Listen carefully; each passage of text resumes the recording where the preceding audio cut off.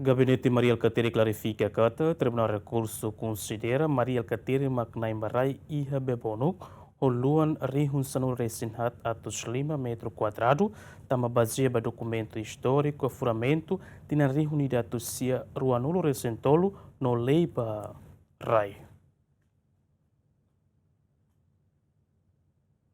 Li husi postagem e Facebook, gabinete husi Mari bin Amudi Alcatiri apresenta sa simbalun kona barai ida ia bebonuk nebe ia disputa nelaran. Tuir postagem nebe halo husi gabinete Mari Alcatiri nian, Tribunal Distrital Dili, ka Tribunal Judicial Primeira Instância Dili, la cumpre decisão husi Tribunal Recurso nebe husu atu Primeira Instância halo levantamento quando barai nebe Lourdes Menezes honia família relaba não mantém decisão nebe antes ne primeira instância hasayona. Honu ne ia loronsia fulan fevereiro tina rihun rua Ruanulo Recém Lima, juiz coletivo Sira Husi Tribunal Recurso, corrige fali percurso, onde fote decisão, katak revoga parte balon Husi decisão anterior, confirma Maria Alcatiri nudarnain barai, honia luan rihun sanul resinen atu sida sanul resen 5 metros quadrado, hasaidet parcela ida, holuan rihun ida atus 5 nenulu metros quadrado,